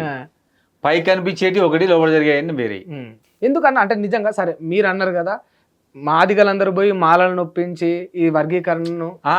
మాదిగలు కాదు, ఇప్పుడు ఎవరైతే పాటలు పాడుతున్న కళాకారులు కొంతమంది బీసీ, విమలక్క, పృథ్వీరాజు, కొంతమంది బీసీ మిత్రులు బయలుదేరారు కదా, హరగోపాలు, కోదండరాము, వీళ్ళు వాళ్ళతో మాట్లాడాలంటున్నా. వీళ్ళు వాళ్ళతో మాకు చెప్పుడు కాదు, మా మీటింగ్లకు వచ్చి దంపు ఉపన్యాసాలు ఇచ్చుడు కాదు, చెప్పేది ఉంటే వాళ్ళని బతిలాడి వాళ్ళని కన్విన్స్ చేసి వాళ్ళని ఒప్పియాలి. మీరు ఈ సమాజానికి అవసరం, ఇద్దరు మీరు కలిసి ఉండాలి, కాబట్టి మీరు పంచుకోండి మీ జనాభా ప్రకారం. వాళ్ళు అంతా ఓపెన్ గా చెప్పిన తర్వాత వింటర్ అన్న హోప్ ఎవరికి ఉండదు. మీటింగ్ పెట్టి మాలందరూ ఈ గర్జన, మాలల సింహ గర్జన అని పెట్టి గర్జించిండ్రు. మందకృష్ణ మాదిగని తిట్టిండ్రు, కొందరిని మాదిగలని అన్నారు, పేరుగాంచిన వాళ్ళను. వర్గీకరణ ఎంత విరుద్ధమో అన్నట్టు వాళ్ళు మాట్లాడిండ్రు. వాస్తవాన్ని చూసుకుంటే ఇంత జరిగిన తర్వాత కూడా స్కోప్ ఉండదు కదా, వీళ్ళు వింటర్ అన్న ఆశ ఎక్కడ కూడా ఉండదు. ఎక్కడ కూడా వీళ్ళు మాట్లాడలే కదా, మధ్యవర్తిత్వం చేయలే కదా ఎవరు. వాళ్ళు గట్లా చెప్పిన తర్వాత ఇంటర్ అన్న నమ్మకం లేదు. వాళ్ళు ఒక్కలే కాదు కదా, ఇంకా చాలా మంది ఉన్నారు. ఎవరిని మాట్లాడి గంట చక్రపాణి ఉన్నాడు, సింహ లింబాద్రి సార్ ఉన్నాడు, కృష్ణారావు సార్ ఉన్నాడు, చాలా మంది ఉన్నారు మాలాల పెద్దలు. వాళ్ళందరినీ కూర్చోబెట్టి మాట్లాడచ్చు. నిజంగా మీరు చెప్పండి అన్న, అంటే యాజ్ సూన్ యాజ్ పాసిబుల్ త్వరగా ఈ ఏబిసిడి వర్గీకరణ జరగాలంటే ఏ కార్యాచరణ తీసుకోవాలన్నా? మందకృష్ణ మాదిగ పోయి రేవంత్ రెడ్డిని కలిసి ఎంఆర్పిఎస్ తీసుకుపోయి కాంగ్రెస్ లో కలపాలి. ఎంఆర్పిఎస్ తీసుకుపోయి కాంగ్రెస్ లో కలపాలి. ఇది పిడమర్తి రవి యొక్క ఆశయం. అవును, ఇది పార్టీ కాదు కదా, నీ లక్ష్యం ఏబిసిడి కదా, తీసుకుపోయి అలా కలుపు. ఏముంది, నీది రాజకీయ పోరాటం కాదు. ఎంఆర్పిఎస్ ఇప్పుడు నిజంగా మందకృష్ణ మాదిగ యొక్క ఆశయం ఏబిసిడి వర్గీకరణ అని చెప్తున్నాడు. అవును, అది రేవంత్ రెడ్డి గారు నెరవేర్చిన తర్వాత ఇది ఎంఆర్పిఎస్ తోటి పనే ఉంటుందన్న. అంటే ఇప్పుడు మీకు ఎంఆర్పిఎస్ యొక్క మద్దతు కావాలంతే తప్ప నిజంగా మాదిగలకు న్యాయం జరగడం కావద్దు కాంగ్రెస్ పార్టీకి. మాదిగలకు రేవంత్ రెడ్డి గారు ఏమనుకుంటుండంటే లీడర్లు ఎవరైనా ఎటైనా ఉండని నేను ఏబిసిడి చేస్తా, నేను మాట ఇచ్చిన. మరి మళ్ళీ ఇంకా ఎంఆర్పిఎస్ కాంగ్రెస్ లో కలుపుడు దేనికన్నా? అది నా అభిప్రాయం. కలిపితే ఇంకా ఈజీగా అయిపోద్ది. మాదిగలకు చాలా ప్రయోజనాలు ఉన్నాయి, అవన్నీ నెరవేరుతాయి. ఇంకో మంత్రి పదవి వస్తుంది, ఇంకో ఎమ్మెల్సీ వస్తుంది, 4 చైర్మన్లు వస్తాయి, డబుల్ బెడ్రూమ్ వస్తాయి, ఉద్యమకారులకు 250 గజం స్థలం వస్తుంది. ఎంఆర్పిఎస్ లో పనిచేసిన వాళ్ళకే. ఇప్పటివరకు మందకృష్ణ మాదిగా ఓ ఎంఆర్పిఎస్ కార్యకర్తకు ఒక డబుల్ బెడ్రూమ్ ఇప్పిలే, ఒక స్థలం ఇప్పిలే, ఎవరు బాగా కోరుకోలే. ఇప్పుడు అది మన సంఘాన్ని తీసుకుపోయి అలా గలపడం ద్వారా ఏబిసిడి పరిష్కారం అవుతుంది. మన ఉన్నటువంటి ఉద్యమకారులకు కులానికి చాలా సమస్యలు ఉన్నాయి, అవి పరిష్కారం అవుతాయి. అంటే ఎంఆర్పిఎస్ అనేది ఒక పెద్ద ఉద్యమం. అది అంటే కేవలం పిడమర్తి రవణ ఒక్కడు అనుకుంటే సరిపోదు కదా అన్న. అంతే కదా. కృష్ణమాదిగా ఎవరిని అడిగి బీజేపీ కోట్లు ఇద్దామని అడిగిండు, ఇది కూడా అట్లే నిర్ణయం తీసుకోవాలి. వాళ్ళు ఏమైనా వద్దనుకుంటారా ఏంది, మొత్తం ఎగిరికి అంతే ఎత్తారు ఇప్పుడు ప్రభుత్వంతో కలిసి పనిచేయడానికి. ఆయన అడగాలి, తీర్మానం చేసుకొని పోయి అందరం కలిసి కలిపియాలి. ఒక లిస్ట్ ఇస్తున్నా వీళ్ళందరికీ డబుల్ బెడ్రూమ్ ఇందిరమ్మ ఇల్లు అని అడగాలి. ఈ 30 ఏళ్ళ తర్వాత వాళ్ళ ఉద్యమానికి సార్థకత లభిస్తుంది. నేను తెలంగాణ ఉద్యమంలో పనిచేసిన, నేను చైర్మన్ అయినా, నేను ఎమ్మెల్యే టికెట్ తీసుకొచ్చుకున్నా, నేను నా 4-5 ఏళ్ళకి తెలంగాణ కోసం పనిచేసి చైర్మన్ అయినా, ఎమ్మెల్యేగా పోటీ చేసిన. 30 ఏళ్ళని చేసిన వాడికి కనీసం గౌరవ మర్యాద దక్కాలో లేదా? మరి ఏం లేదు, అనారోగ్యం పాలైన అందరూ బీపీ షుగర్లతోటి 60 ఏళ్ళు దాటున్నారు. నువ్వేం చేసినావు ఆ కార్యకర్తలకు? నువ్వు ఒక్కడు బాగుంటే ఓకేనా? ఇప్పుడు ఆయన కూడా బాగుండంటారు నిజంగా, అద్భుతంగా. ఎప్పుడు చూసినా బాధగా ఉన్నట్టే కనిపించి. కృష్ణమాదిగా కోటీశ్వరుడు కదా. కోటీశ్వరుడా? నిజంగా కోట్లనే. ఎప్పుడు నేను డబ్బా ఫోనే వాడుతూ ఉంటాడు. నేను కూడా 2-3 సార్లు కలిసిన. కోటీశ్వరులు మరి గట్లా అలాంటి ఫోన్ వాడతారని అనుకోను నేను. నిజంగా కోట్లు ఉన్నాయట్రా మందకృష్ణ మాదిగ దగ్గర? కోటీశ్వరుడు అన్నా కదా. ఎందుకన్నా అంటే మందకృష్ణ మాదిగ మీద పిడమర్తి రవణకి ఏమన్నా కోపం పగేమన్నా ఉందా? మాది ఖమ్మం డిస్టిక్, వాళ్ళ వరంగల్ డిస్టిక్. మా ఇంటి పేరు పిడమర్తి రవి, మా ఇంటి పేరు పిడమర్తి, వాళ్ళ పేరు మంద. మాకు సుట్టరికం లేదు, గట్టు పంచాయతీ ఏం లేదు. మాదిగలకు న్యాయం చేయాలనేదే నా కోరిక. మాదిగలను నెమ్మడి తిప్పుకుంటున్నావు కదా, మాదిగలకు న్యాయం జరగాలి. న్యాయం జరగాలని నువ్వు సెటరేట్ కావాలనేది నా కోరిక. నిజంగా మాదిగలకు న్యాయం జరగాలంటే అది ప్రభుత్వాలు తీసుకోవాల్సిందే. కానీ ఇందులో మందకృష్ణ నువ్వు ఎందుకు నాయకుడు మరిగా ఇంట్లో కూర్చోరా? మరి నువ్వెందుకు నాయకుడు? మాదిగలకు ఏబిసిడి చేయాలి అంటున్నావు కదా, ఇది కూడా చెయ్యి. అదే ఈయన డిసిషన్ తీసుకుంటే కదా, ఈయన పోరాటం మాత్రమే చేయగలుగుతాడు. అసలు డిమాండ్ పెడితే కదా. మాదిగలకు డబుల్ బెడ్రూమ్, ఎంఆర్పిఎస్ కార్యకర్తలకు కాంగ్రెస్ పార్టీ ఉద్యమకారులకు 250 గజం స్థలం ఇస్తానంటుంది. మాదిగలకు కూడా 250 గజం స్థలం ఎందుకు డిమాండ్ చేయట్లేడు? ఎంఆర్పిఎస్ వాళ్ళు ఉద్యమకారులని అనుకుంటారా మీరు? అనుకుంటున్నా. ఎందుకన్నా మరి ఎందుకు వాళ్ళకి ఎందుకు అడుగుతలేవు? వాళ్ళకి అడుగు. సీఎం దగ్గర పోయి కూర్చొని ఏబిసిడి చేయి అని అడిగి, ఇది 250 గజం స్థలం ఏమను, డబుల్ బెడ్రూమ్ ఏమను. అట్లా అడిగినంత మాత్రం చేస్తారా? న్యాయబద్ధంగా చట్టబద్ధంగా పోతే కదా, న్యాయబద్ధంగా చట్టబద్ధంగా అడగాలి. ఆయనకు లేదు కాంగ్రెస్ దగ్గర పోవాలని, బీజేపీ దగ్గర పోవాలన్నది. ఎంతసేపటికి మోడీ, అమిత్ షా అటు తిప్పి మళ్ళీ మందకృష్ణని బీజేపీని లింక్ చేస్తున్నారు. దళిత మోర్చా లాగా పనిచేస్తున్నారు కదా ఎంఆర్పిఎస్ ని. బీజేపీ దళిత మోర్చా ఆల్ ఇండియా ప్రెసిడెంట్ లాగా పనిచేస్తున్నాయి మందకృష్ణ మాదిగ కాదా? నీ సంస్థ అంబేద్కర్ ఆలోచనతో కూడిన సంఘాన్ని పెట్టి, సామాజిక న్యాయం అనే సంఘాన్ని పెట్టి, నువ్వు బీజేపీ మతోన్మాద బీజేపీకి ఓట్లేమని చెప్తావు? బీజేపీ మతం మరి అక్కడ మాత్రం ఎందుకు కొట్లాడి బీజేపీతో తెచ్చుకోవట్లేవు? కాంగ్రెస్ మీదనో కొట్లాడతానంటావు. కొట్లాడితేనే కదా రేవంత్ రెడ్డి చేసావు. మరి బీజేపీ మీద కూడా అదేగా చేయాలి. మరి బీజేపీకి ఎందుకు ఓట్లేసినావు? అది కాలే కదా. మరి ఇప్పుడు ఇక్కడ అవుతుంది కదా మరి రేవంత్ రెడ్డి గారికి పో. మరి బీజేపీ నిజంగా గ్యాప్ లో మతోన్మాద పార్టీ అన్నారు. 100% బీజేపీ మతోన్మాద పార్టీ, కులోన్మాద పార్టీ, ఎస్సీలకు, ఎస్టీలకు, బీసీలకు, మైనార్టీలకు ప్యూర్గా వ్యతిరేకమైన పార్టీ అది బీజేపీ. మరి పైన నరేంద్ర మోడీనే బీసీ అంటారన్నా? ఏం బీసీ? ఆయన దొంగ బీసీ కదా. దొంగ బీసీ. ఆయన కులము నెయ్యిని తయారు చేసే కులం అయింది. అది వైశ్యాస్కి ఉపకులం. వైశ్యాస్కి ఉపకులం. ఆయన ముఖ్యమంత్రిగా ఉన్నప్పుడు ఆ కులాన్ని తీసి బీసీలు వేసిండు. ఆయన బీసీ కాదు కదా. అంటే బీసీ అవ్వడం కోసమే ఆ కులాన్ని బీసీలో అందరికి తెలిసే విషయం. నెయ్యి తయారు చేసే కులం అది. ఆ కులాన్ని తీసి ఆయన ముఖ్యమంత్రిగా ఉన్నప్పుడు బీసీ జాబితాలో వేసిండు. నేను ఎందుకంటే బీసీ సమాజం అనేది ఇండియాలో 50% ఉంటారు వాళ్ళు. ఏ కులం, ఏ రాష్ట్రమైనా పో. అంటే ఇక పేరు కోసమే మాత్రమే బీసీలో ఉన్న పెద్ద సమూహానికి లీడర్ అని చెప్పడం కోసం ఆయన దాన్ని బీసీలో వేసుకున్నాడు. అంతే తప్ప బీసీ కాదు, నకిలీ బీసీ. ఇన్ని విషయాలు బాగానే చెప్తున్నా. నిజంగా ఇట్లాంటివన్నీ మాట్లాడితే భవిష్యత్తులో ఇబ్బంది కాదా అన్న? రాజకీయంగా కావచ్చు, వ్యక్తిగతంగా కావచ్చు. నేనేమన్నా నేను దొంగ అన్న? ఆయన ఏమన్నా ఆయన కులాన్ని అలా కలిపిండన్నా? అంటే ఒక్క బీసీ నరేంద్ర మోడీ ముచ్చటే కాదు, అవును. మందకృష్ణ మాదిగ తీసుకోండి, కేసీఆర్ తీసుకోండి, కేటీఆర్ తీసుకోండి, ఉమ్. ఎప్పుడు చూసినా కూడా పిడమర్త రవాణా ఇంటర్వ్యూ అంటే వాళ్ళ ఫస్ట్ కాంట్రవర్షియల్సే ఉంటాయి. నిజం చెప్తే వాళ్ళకి అట్లా అనిపిస్తుంది. నిజమేనా? నేను లేకపోతే చెప్పిన ఉద్దేశపూర్వకంగా నేను మనుషుల మీద చెప్పిన అట్లా దాంట్లో మాట్లాడతారా? నిజం లేకపోతే ఉమ్, నేను ఈ తెలంగాణ సమాజంలో ఉండలేను. నేను చెప్పింది నిజం కాబట్టి, ఉమ్, ఎందుకంటే నేను 2 ఉద్యమాలలో 20 ఏళ్ళ నుంచి పనిచేస్తున్నా. ఉమ్, అంటే వర్గీకరణ ఉద్యమంలో కృష్ణమాదిగ తర్వాత నేనున్నా, ఉమ్, తెలంగాణ ఉద్యమంలో కేసీఆర్ పక్కనే నేనున్నా. ఉమ్, కేసీఆర్ కన్నా నేను ఏం తక్కువ చేయలేదు ఉమ్, తెలంగాణ ఉద్యమంలో. ఉమ్, కేసీఆర్ 3 రోజుల 10 రోజుల ఖమ్మంలో జైల్లో ఉన్నాడు. ఉమ్, అలా మొత్తం జ్యూసులు తాకుండా బన్నాడు. ఉమ్, నేను తెలంగాణ ఉద్యమంలో వీరునిలాగా ఓయిలో కొట్లాడినా. ఉమ్, నాతో పాటు వేలాది మంది విద్యార్థులు వీరుల్లాగా పనిచేసిండు. ఉమ్, మా అందరికీ అవకాశాలు ఇవ్వలేదు కేసీఆర్. 250 గజం స్థలం కూడా ఇవ్వలేదు. ఉమ్, ఆయనకు మాత్రం పెద్ద పెద్ద ఇల్లులు కావాలి, ఉమ్. వాళ్ళ బంధువులకు వాళ్ళకు మాత్రం పెద్ద పెద్ద కార్లు కావాలి. ఈ సొమ్మంతా తెలంగాణ ప్రజలది కదా.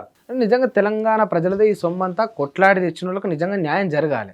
మరి కేసీఆర్ 10 ఏళ్ల కాలంలో చేయలేదు, ఇప్పుడు ఇంకో 4 ఏళ్ల దాకా కాంగ్రెస్కు టైం ఉన్నది. భవిష్యత్తులో మరి కాంగ్రెస్ అయినా మీకు చేస్తుందా అన్న? మరి అంటే ఇప్పుడు కేసీఆర్ తిన్న సొమ్ముని కక్కిచ్చే ప్రయత్నంలో ఉన్నారు. డబ్బంతా కేసీఆర్ కుటుంబం దగ్గరనే ఉంది కదా. డబ్బంతా కేసీఆర్ కుటుంబం దగ్గర 4-5 లక్షల కోట్ల రూపాయలు తింటారు వాళ్ళు. 4-5 లక్షల కోట్లు మొత్తం చాలా పెద్ద ఫిగర్ అది మీరు చెప్పేది. అందరూ అలా 5గురికి 5 మనిషికి లక్ష కోట్లు ఉంటాయి. మనిషికి 1,00,000 కోట్లు. కేసీఆర్ కు, కేటీఆర్ కు, హరీష్ రావుకు, కవితకు, సంతోష్ రావుకు 5 లక్షల కోట్లు ఉంటాయి వాళ్ళ దగ్గర. 5 లక్షల మనిషికి 1,00,000 కోట్లు ఉంటాయి. పెద్ద దొంగల ముఠాది. అంటే ఇప్పుడు మీ ఎట్లా కాంగ్రెస్ పార్టీ వీళ్ళకి మీలాంటి వాళ్ళకి ఏం చేయదు కనుక దాని గురించి ప్రస్తావన తప్పించడానికి ఇప్పుడు ఈ ముచ్చట అంటారు అనుకోవచ్చా? ఏంది ఇప్పుడు మీలాంటి వాళ్ళకు కాంగ్రెస్ పార్టీ న్యాయం చేయలేదు, ఖచ్చితంగా చేయదని మీకు కూడా క్లారిటీ ఉండే, కేవలం 5 లక్షల కోట్లు వాళ్ళు మింగిరని చెప్తారు అనుకోవచ్చా? వారికి ముందు వాళ్ళ లైఫ్ స్టైల్ ఏందో అందరికి తెలుసు. అర్థమైందా? హరీష్ రావు ఎట్లా బతికిండు, కవిత ఎట్లా బతికింది, సంతోష్ రావు ఎట్లా బతికిందో నేను తక్కువ ఒక 15 ఏళ్ల క్రితం చూసినా, నాకన్నా ముందు చూసిన వాళ్ళు ఉన్నారు. వాళ్ళని అడిగితే చెప్తారు ఏంది వీళ్ళ లైఫ్ స్టైల్ ఏందని. ఇవాళ వాళ్ళ లైఫ్ స్టైల్ ఏంది, వాళ్ళ ఐశ్వర్యం ఏంది. తెలంగాణ ప్రజల నోట్ల మన్ను కొట్టి ప్రజలకు దక్కాల్సినటువంటి డబ్బును మొత్తం కూడా కుటుంబానికి చేరవేర్చిన వాళ్ళు. అంటే ఇప్పుడు కేవలం ఇక ఆ డబ్బును తీసుకొచ్చే ప్రయత్నం, కక్కించే ప్రయత్నంలోనే ఉన్నది కాంగ్రెస్ పార్టీ. అందుకోసమే కదా వాళ్ళ ధైర్యంగా ఉన్నారు, అని డబ్బులు ఉన్నాయి కాబట్టి. పార్టీ 1,000 కోట్ల రూపాయల లిక్విడే పార్టీ కోశాధిక బండాగారంలో ఉంది కదా. వాళ్ళ ఫైనాన్స్ ఫండ్స్ వచ్చినాయి కదా, లెక్కలు కూడా అదే. ఇప్పుడు ఇవన్నీ అట్లా దాటి ఇటు మళ్ళీ ఇటు వస్తాయి, ఇట్లా పోయి అట్లా వస్తాయి అంటారా? లెక్కలు కూడా ఉంటాయి కనుక అక్కడ దొరికిపోరంటారా? దొరుకుతారు కదా. ఇప్పుడు 1 by 1 అన్ని బయటకు వెళ్తాయి కదా. నిజంగా అంటే జైల్లో వేసే పరిస్థితి ఉంటుందా అన్న వీళ్ళని? ఎవరన్నా తప్పు చేస్తే ఖచ్చితంగా చేస్తారు. వాళ్ళ అవినీతి జరిగిందని ప్రూఫ్ అయితే ఖచ్చితంగా జైలు వేస్తారు. నిజంగా ప్రూవ్ అయితే అంటారా? కేవలం ఆరోపణలే వినిపిస్తున్నాయి తప్ప ఎక్కడ కూడా ఆధారాలు లేవు. ఆధారం ఉంటది, నిజం ఆధారం ఉంది, ఆరోపణలు ఉంది కూడా, నిజం ఉంది. ఖచ్చితంగా వాళ్ళు జైలుకు పోతారు అందరూ, 1 by 1 అందరూ. అంటే నెలకొక్క ఆరోపణ బయటకు వస్తా ఉన్నది. అంటే కాళేశ్వరం ప్రాజెక్ట్ నుంచి వెళ్ళి గొర్రెల పంపిణీ విషయంలో కావచ్చు, ఫోన్ ట్యాపింగ్ అని కావచ్చు, లేకపోతే జన్వాడ ఫామ్ హౌస్ అని కావచ్చు, డ్రగ్స్ తీసుకురని కావచ్చు, లేకపోతే మొన్నకి ఈ కార్ రేసు కూడా చూసినాం. నెలకొక్క ఆరోపణ చేస్తున్నారు తప్ప ఒక్క ఆధారం కూడా వాళ్ళపై వాళ్ళు చేసిన కార్యక్రమాలని రివ్యూ చేసిన ఆ శాఖలలోకి కొత్త మంత్రులు పోయినా అలా జరిగిన అవినీతి కనిపిస్తుంది. ఖచ్చితంగా విచారణ చేస్తారు. అది ప్రజల సొమ్ము, ప్రజలకు దక్కాలి అంతే తప్ప ఇది డైవర్షన్ పాలిటిక్స్ కాదంట. No diversion. వాళ్ళంతా అవినీతి పరులు కదా. అవినీతి జరిగినప్పుడు వాటన్నిటి మీద విచారణ జరగాలి కదా. జరుగుతుంది విచారణ జరుపుతున్నారు. మరి నిజంగా వాళ్ళని అంటే శిక్షించే ప్రయత్నం ఏమైనా చేస్తారా? కోర్టు చూసుకుంటుంది. కాంగ్రెస్ పార్టీ చేస్తుంది ఆ పని, ప్రభుత్వం చూసుకుంటుంది. అంటే కమిషన్లు కూడా వేసిండ్రు కదా, మరి కమిషన్లు వేసిండ్రు కానీ ఎక్కడ కూడా ఫలితాలు లేవు. టైం పడుతుంది కదా, విచారణ చేసి నివేదిక ఇచ్చినాక నిర్ణయాలు జరుగుతాయి. ఖచ్చితంగా చూడొచ్చా అన్న? అంటే భవిష్యత్తులో కేసీఆర్నో కేటీఆర్నో 5 లక్షల కోట్ల అవినీతి అన్నారు, అది చిన్న మాట కాదు. 5 లక్షల కోట్ల అవినీతి చేసిన వాళ్ళని కదా, అందులో ఒక్కరినైనా జైలు వేస్తారా అన్న? ఆల్రెడీ కవిత పోయించింది కదా. అంటే అది లిక్కర్ స్కామ్ లో పోయింది కదా. అవును, లిక్కర్ స్కామ్ లో ఢిల్లీ ఇన్వాల్వ్మెంట్. మీరు తెలంగాణ సంపద దోసుకుంది అన్నారు కదా, నేను దీనికి సంబంధించి మాట్లాడుతున్నాను. అవును, ఇక్కడ కవిత చేసిన ఇక్కడ కూడా బయటకు వస్తాయి ఖచ్చితంగా చూడొచ్చా ఈ 4 ఏళ్లలో? 100%. ఎవరు అవినీతి చేస్తే, ఎవరు ప్రజల సొమ్ము తింటే, ఎవరు అక్రమంగా తింటే అవి ఖచ్చితంగా బయటపడతాయి. మరి ఫైనల్ గా మీ యొక్క కాంగ్రెస్ పార్టీ యొక్క ఈ ప్రభుత్వం ఏడాది పాలన గురించి ఏం చెప్తారన్నా? 90% సక్సెస్. 90%. ఇది మీరు అనుకుంటున్న మాట, జనాల మాట వేరే ఉన్నది. 40% సక్సెస్ అయింది, 60% ఫెయిల్ అయిపోయింది. లేదు, 90% సక్సెస్. 4 ఏళ్ల కాలం ఉంది. 100% ఈ 6 గ్యారెంటీలు అమలు చేస్తారు. భవిష్యత్తులో పిడమర్తి రవికి అనుకున్న పదవి కాంగ్రెస్ పార్టీలో లభించకపోతే మళ్ళీ పార్టీ మారే అవకాశం ఉందా? లేదు, పొంగులేటి శ్రీనివాసరెడ్డి గారితోనే నా ప్రయాణం. ఏదేమైనా సరే ఇప్పటికే కృష్ణమాదిగా ఉమ్, గొంతులు మార్చిండు, మళ్ళీ నేను కండవలు మార్చిన అని అంటారు. ఉమ్, నేను పార్టీ మారను, ఇప్పుడు ఇది 3వ పార్టీ, ఉమ్, బీఎస్పీ, టీఆర్ఎస్, కాంగ్రెస్, ఉమ్, ఇదే చివరి పార్టీ కావాలని ఉమ్. నువ్వు కోరుకో దయచేసి. ఎన్ని అవమానాలు ఎన్ని ఇబ్బందులు వచ్చినా కూడా నేను కోరుకుంటా అన్న ఉండాలని ఇంకో నీకు విషయం ఏంటంటే నేను యాక్టివిస్ట్, నాకు చాలా పని ఉంటుంది. ఆ, ఇప్పుడు నేను టీఆర్ఎస్ లో ఉన్నా, ఉమ్, వర్గీకరణ మీద పనిచేసిన, ఉమ్, ఎందుకంటే 10 ఏళ్ళు టీఆర్ఎస్ పార్టీ అధికారంలో ఉంది. ఉమ్. మళ్ళీ వీళ్ళకి వచ్చి ప్రతిపక్షంగా ఉండి పనిచేద్దామంటే ఈ గవర్నమెంట్ కూడా వచ్చింది. ఇప్పుడు అట్లా లేదు ఇప్పుడు నేను మళ్ళీ నా పని మీదనే ఉన్నా నేను. ఉమ్, సో నేను పార్టీలో ఉంటా, ఉమ్, పార్టీ ఇచ్చిన కార్యక్రమాలు చేసుకుంటూ ఉమ్, నా పర్సనల్ కార్యక్రమం ఒకటి ఉంటుంది. ఉమ్, తెలంగాణలో ఒక పెద్ద భవిష్యత్తులో ఒక పెద్ద బృహత్తరమైన ఒక తెలంగాణ ఉద్యమాన్ని తీసుకోవాలని కోరుకుంటున్నా. ఉమ్. అది ఖచ్చితంగా మీకు చెప్పే చేస్తా, ఓకే. మీ అందరి ఆలోచన ప్రకారం చేస్తా. ఉమ్, అది ఒక అనకొండలాగా తెలంగాణని కబలించి వేస్తుంది, ఒక ఉమ్. నార్త్ ఇండియా విష సర్పం. దాని నుంచి తెలంగాణ ప్రజల్ని రక్షించాలని నా కోరిక. ఇది చాలా పెద్దగా అనిపిస్తుంది నీకు. ప్రారంభం నేనే చేస్తా. కొంప తీసి కొత్త పార్టీ ఏమైనా పెడతారా అన్న? పార్టీ కాదు, సంఘం పెడతారు. సంఘం పెడతారు. ఆ సంఘం ద్వారా పోరాటం ఆ చేస్తారు. పోరాటం చేస్తారు. నిజంగా వాస్తవంగా చెప్పండి అన్న, అంటే ఇంతసేపు మాట్లాడినారు కదా, వాస్తవాలే చెప్పిన అన్నారు కదా, ఇప్పుడు కూడా వాస్తవం చెప్పండి. ఎన్ని కోట్లు కొంటారన్న? నేనా నాకు ఉంటాయి ఈ యొక్క ఆ కోట్ల, ఈ డబ్బుల కోట్ల. డబ్బుల కోట్లే అన్న, తీసుకున్న కోట్లు కాదు. ఇంత పేదరికంలో ఉన్న రాజకీయ నాయకుని నువ్వు చూడవు. నా జీవితంలో నేను అవినీతి చేసిన, ఉమ్, ఇతరుల డబ్బులు తీసుకున్నా, ఉమ్, ఆ రోజు నేను రాజకీయంలో ఉండలేను. ఉమ్.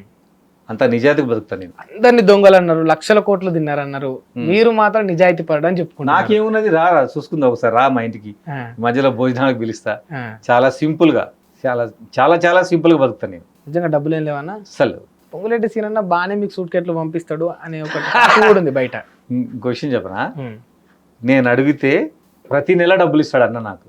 కానీ నేను ఆయన దగ్గర రాజకీయం చేయడానికి వచ్చిన, డబ్బులు ఆడుకోవడానికి రాలేదు. ఎప్పుడు డీల్ లేదా మీకు? నిజంగా వాస్తవం ఇస్తాడు.